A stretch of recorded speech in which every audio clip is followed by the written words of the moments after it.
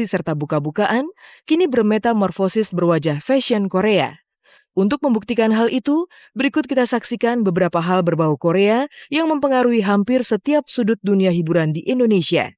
Sebut saja beberapa televisi yang secara rutin menayangkan serial Korea, atau boyband maupun girlband yang meniru habis-habisan aksi dance dan gaya pakaian boyband dan girlband Korea.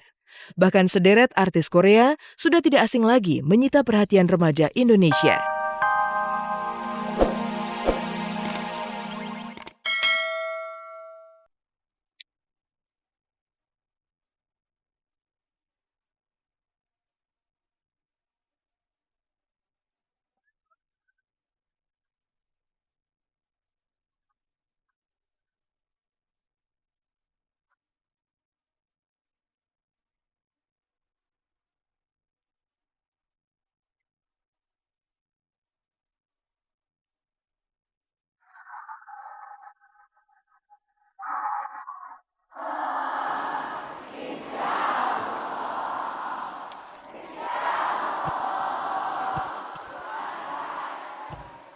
Kita nggak dapat banyak hambatan gitu untuk menerjemahkan juga dengan membagi bagian-bagian duetnya itu. Jadi alhamdulillah memang kayaknya memang saya percaya banget bahwa ini udah jalan.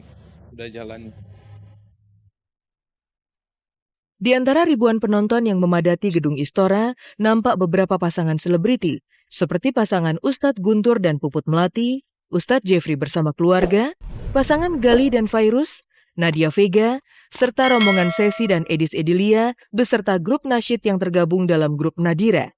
Yang paling bangga sih kita ya sebagai orang Indonesia ya, Fadly ternyata suaranya bagus sama seperti yang aku dengar gitu. Oh, ternyata aku belum pernah ya dengar dia secara live, belum.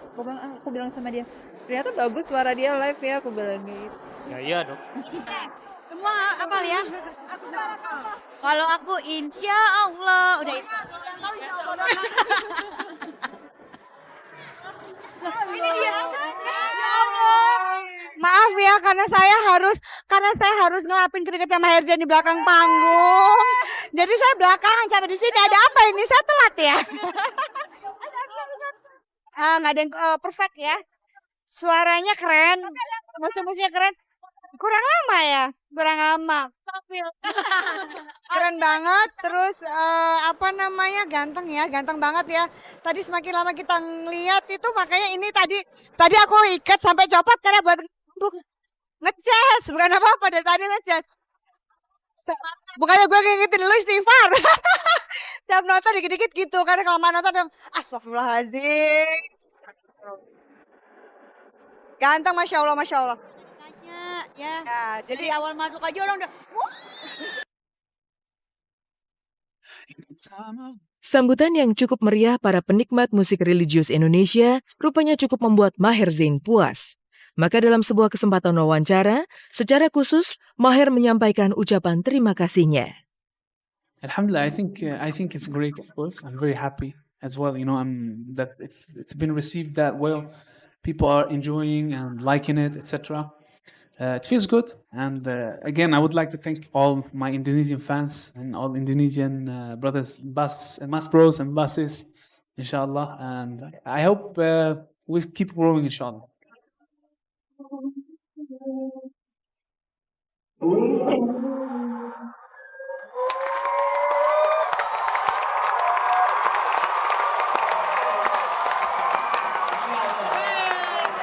Sukses Maher Zain gelar konser juga menghampiri sukses Ayu Ting Ting di panggung dangdut.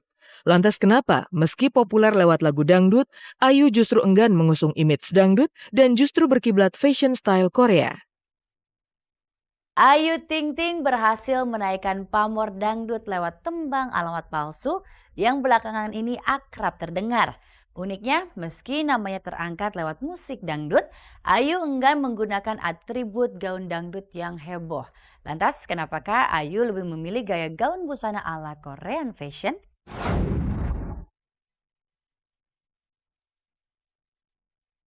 Kemana? Pertanyaan mencari alamat itu hingga kini masih dicari. Dan seiring tidak ditemukannya si pemilik alamat, Ayu Ting Ting si pelantun alamat palsu terus mendendangkan lagu yang menyebar bak virus tersebut. Ya, Ayu Ting Ting benar-benar menjelma menjadi ikon baru perwajahan musik dangdut. Kendati tidak ada yang baru dari jenis dangdut yang dibawakan Ayu, namun lihatlah bagaimana sosok Dara kelahiran Depok 20 Juni 92 ini merubah image penyanyi dangdut. Panggung dangdut yang diidentikan dengan goyang erotis dan gaun heboh nan seksi serta buka-bukaan, kini bermetamorfosis berwajah fashion Korea. Untuk membuktikan hal itu, berikut kita saksikan beberapa hal berbau Korea yang mempengaruhi hampir setiap sudut dunia hiburan di Indonesia. Sebut saja beberapa televisi yang secara rutin menayangkan serial Korea, atau boyband maupun girl band yang meniru habis-habisan aksi dance dan gaya pakaian boyband dan girl band Korea. Bahkan sederet artis Korea. Inilah yang kemudian diakui Ayu Ting Ting mempengaruhi gaya pakaian panggungnya. Bahkan ketika beberapa waktu lalu, artis Korea Hyun Bin berkesempatan datang ke Jakarta menyapa fansnya, Ayu tidak ketinggalan menyiapkan kostum khusus ala Korea guna membuktikan bahwa dirinya adalah pecinta segala hal yang berbau Korea. Iya, karena memang saya pengen nyiptain walaupun saya punya dangdut tapi style saya style Korea. Orangnya ganteng dan cantik-cantik ya. Mereka suka pakai baju yang simpel tapi lucu dan gak kebanyakan orang pakai gitu. Filmnya ya, dramanya ya, dari komedinya, percintaannya memang gak ngebosenin dan lucu-lucu. Orangnya juga cantik-cantik, ceweknya juga lucu-lucu imut-imut. Perhatian publik terhadap sosok Ayu tidak hanya membicarakan soal fenomena lagu alamat palsu, namun gaya panggungnya sudah marak menjadi bahan obrolan dan bahasan di berbagai media dan forum chatting. Hal itu disebabkan oleh pernyataan Ayu yang secara terus terang sejak awal kemunculannya mengaku mengusung tema gaya berpakaian ala Korea. Kalau saya selalu berusaha, saya kan penyanyi dangdut ya. Walaupun penyanyi dangdut tapi saya ngebikin penampilan saya tuh jangan kelihatan seperti penyanyi dangdut yang heboh, yang rame gitu. Saya tetap usahain dari style saya ngambil ke kiblatnya tuh Korea. Karena memang saya suka Korea. Jadi memang dari ujung rambut sampai ujung kaki saya memang selalu stylenya ikutin orang-orang Korea. Jadi biarpun penyanyi dangdut tapi enak dilihat stylenya gitu. Kemana, kemana, kemana, ku harus mencari kemana, kekasih tercinta, tak tahu rimbanya, lama tak datang ke rumah.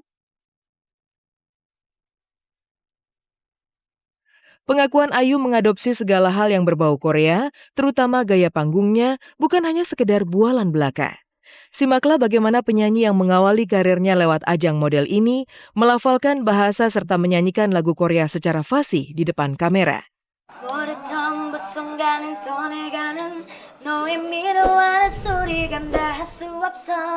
너의 너로 바라보간 그 순간에는 나의 미덕에 빠져들게 만들었어. 안녕하세요 여러분. 정말 감사합니다. Ya, pada sosok Ayu tak dipungkiri, wajah dangdut menjadi fashionable dan lebih manis dipandang. Sebab, atribut yang dikenakan lebih simpel, namun tidak menghilangkan unsur style fashionnya. Seperti yang ia tunjukkan dalam sebuah kesempatan sebelum naik ke panggung untuk bernyanyi. Enggak ribet. Jadi saya nggak suka yang terlalu heboh dan rame-rame. Jadi saya pilihnya gelang. Gelangnya juga gelangnya nggak banyak. Antingnya juga saya pakai anting yang biasa-biasa aja. Paling tambah cincin. Kalau buat persaingan pasti saya bakal selalu usaha untuk nampilin yang terbaik. Terus juga buat album-album dan lagu-lagu terbaru juga. Mudah-mudahan pemirsa juga bisa suka dan gak cuma lagu alamat palsu aja tapi lagu-lagu saya yang nanti juga bisa suka juga. Dan pastinya dengan style-style saya yang baru dan gak ngebosenin lah. Ya itu aja sih. Pemirsa, tak terasa 1 jam sudah saya menemani Anda pemirsa. Tiba waktunya saya beserta segenap kru yang bertugas undur diri dari hadapan Anda.